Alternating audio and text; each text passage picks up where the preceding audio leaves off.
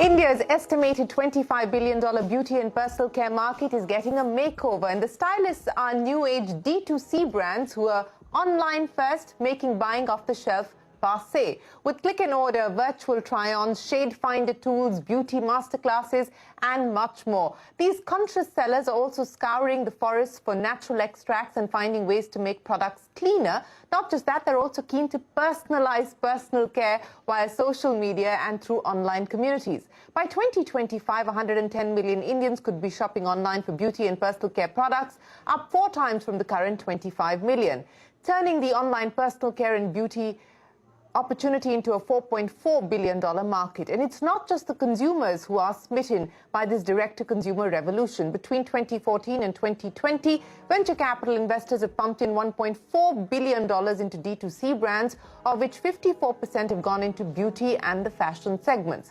Some of the world's largest FMCG brands figure among the investors, with many of them even acquiring these fast-growing startups. It's clear the opportunity is immense, but turning these disruptive brands into profitable businesses requires scale, volume, and in most cases an omni-channel approach. In fact, a D2C founder recently said that it has never been easier to launch a brand, it's never been more difficult to scale it either. And that brings me to the question that we're asking today. What does it take to build a disruptive D2C beauty and personal care brand in India? Hello and welcome to Young Turks, India's longest running show on startups and entrepreneurship. I'm Shireen Bhan. To discuss this further, we're joined by Pritesh Asher, the co-founder of Juicy Chemistry, Malini Adapureddy, the co-founder and CEO of Deconstruct Skincare, and Shantanu Deshpande, the founder and CEO of Bombay Shaving Company. Pritesh, Shantanu and Malini, many thanks for joining us here on this special edition of Young Turks. Pritesh, let me ask you, because Juicy Chemistry has been around for a few years now, so you were in that sense ahead of the curve, so to speak. What's the experience been like? What do you believe have become the enablers driving the D2C story today, specifically in the beauty and personal care space?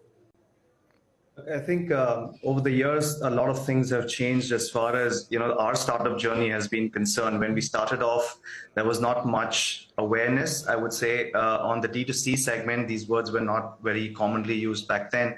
When we started off, obviously, as a D2C brand, things started becoming more cluttered, I would say, in the last 2 or 3 years. Like you rightly said, it's never been more difficult to scale, given the kind of competition that is there and almost lack of barrier to entry in this segment. Like you rightly mentioned, it's a $25 billion industry growing at about 9 to 10% CAGR for the next 5 years. It's a phenomenal piece of the pie that almost all Indian brands and international brands would love to have a piece of the pie as well. Having said that, our journey has been quite phenomenal in the last 2 or 3 years post our investment that we raised about 7.5 million last year, led by World Invest. We've grown strength to strength, gotten into newer markets, looked at expanding our product portfolio. The enablers for us have been being nimble, being able to get to market much faster, identifying the white spaces that are available for niche product requirements by the consumer. That has actually helped us, selectively target a cohort which is looking for those specific skin and beauty and hair care products, and that's really enabled us to grow strength to strength in the last 2 years. I'll get to the challenges with respect to scaling up in just a second, but Juicy Chemistry has been around since 2014, so which is why I said that they were ahead of the curve, so to speak. And Malini is the new kid on the block. Deconstruct Skincare was launched about 1.5 years ago. So Malini, let me put that question to you. A, what made you want to get into this space? B, Pritesh said that it's easier today to sell. It's harder to scale up because this is also becoming now an increasingly competitive and hopefully not yet commoditized market, but perhaps on its way to becoming that. So what was the specific pain point that you wanted to address, and what's this 1.5 year journey for you been like? Yeah, so I think for me, starting off Deconstruct has been a very personal journey. What I felt is, as a consumer, I have become more information seeking. I am actually making most of the decisions basis my Googling the information or checking it out from multiple sources. Whereas I felt the overall industry currently is at the scale, where they're actually selling to the aspirations of the consumer. So I felt there was no brand that was talking to someone like me. And that's, I think, is the starting point of, the entire brand deconstruct. Deconstruct actually means, can I deconstruct everything and put it right in front of the consumers to kind of make for the consumers to make an informed choice. And, exactly with that, our value proposition is information over impulse. Can you make decisions basis all the information that is provided by us? And that's basically the entire inspiration for me to start this brand. And of course, from a business perspective, I think India is still at a nascent stage with beauty and personal care. There's a lot more innovation. There's a lot more penetration to be explored in the market. From a wallet share perspective, India still spends much lesser than even similar per capita nations with respect to beauty and personal care. That means there's a lot of scope and there's a lot of scope for innovation as well as penetration into the market. And, this is basically the reason why I would say I thought this is the right brand to start in this specific market. And then coming to your second question, yes, it's never been probably easier, as you mentioned, to start a brand, but it's also very difficult to scale a brand. But when you are actually starting a brand, I think the most important thing is, do you understand the pulse of the consumer? Do you know what your consumer is wanting and can provide a solution so concentrated to their problem? I think that's the crux that needs to be cracked. It's not easy, but when you yourself is the consumer, I think it kind of puts you in a better place to crack that. In fact, our organization is made up of 70% women, which is basically represents our consumer base. And that's a very conscious choice we have made right from the start. Yes, scaling is difficult. As I said, for us, one word mantra is how well can you understand consumer, understand their pain points, and give a targeted solution for that. Yeah. Absolutely. So how personal can personal care really be? That's the big question, and that is the opportunity that people like Malini and Pritesh are hoping to address. Shantanu, let me come to you now. You, of course, launched Bombay Shaving Company in 2016, so your experience is somewhere in the middle of Pritesh and Malini. But before I talk to you about the Bombay Shaving Company, let's get the elephant out of the way, or out of the room, Shantanu, so to speak. We didn't know that you would have become such an internet sensation when we called you to come on to Young Turks to talk about the beauty and personal care market. Let's address this issue. Your LinkedIn post has gone viral.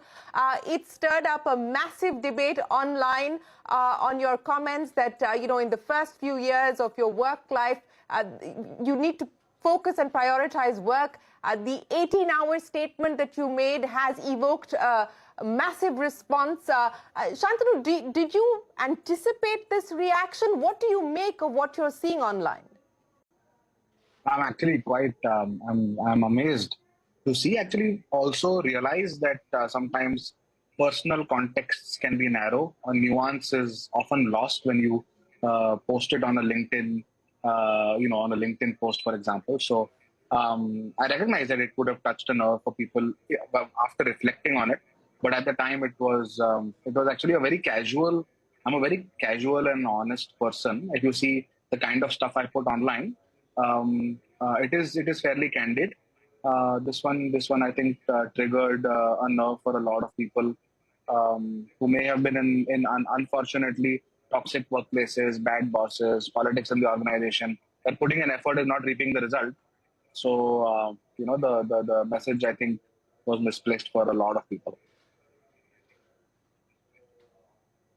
Yeah, and I would imagine that, as you pointed out, you probably didn't anticipate the way that this would have been received by a large majority of people who read that post. But Shantanu, on this aspect of toxic work culture and toxic work environment, and you, of course, have post that viral LinkedIn post, put out another one saying that, look, come talk to the people at Bombay Shaving Company to understand that that's not how we actually run things. But, on this whole business of work-life balance, I think today there is a conscious movement across organizations to say, look, globally now you're even saying log out of your emails, don't address work emails after working hours, weekends are off, and don't address work issues over the weekend, and so on and so forth. So this is not just a debate happening here. It's a global debate at this point in time, and I think the pandemic has only exacerbated this discussion and this debate. Now, as a leader today,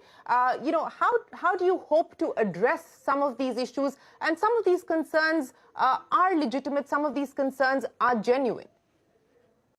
No, I completely agree. I think there are two things, right? I think it's a global debate, but the Indian context is a little different. It's a little nuanced, number one. Number two, work-life balance at different stages of life is different. For someone who's maybe much older, the amount of responsibilities that the person has are very different. And my post was actually very specific for a 5-year window that people have when they first join a job to when they become 27, 28, when their responsibilities might start going up. Because I think we are, as a nation, we are on the precipice of, I think, something amazing at an enterprise, government, national level. And generally, working hard is a tenet of the Indian middle class. That's what our parents taught us. It's not like the message was off. But I think it depends on stage of life where you derive energy. When you have a lot of energy and enthusiasm, honing your craft, it could be any craft. You could be an athlete playing cricket for India. You could be a guitarist. You could be a business person. You could be an employee at a company, whatever. That if you can you can build the muscle for the first 5 years when you have max energy, you can then flex it for the next 30 years and your career graph becomes very different. So it's worked for me. I think I've seen it work for a lot of people. And, people like Sachin have said that, I used to bat 18 hours a day and so on. So I think the number 18 hours is more representative of doing it your own.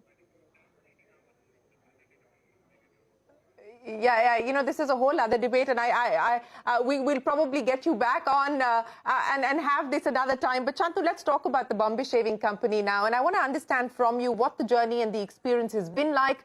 You've got big investors on board from Reckitt to P&G. So take me through what the experience has been like for you so far, and more importantly, what's the kind of headroom for growth that you foresee from here on? No, absolutely. I think one correction, Shireen, we have Reckitt and Colgate Palmolive, not Procter.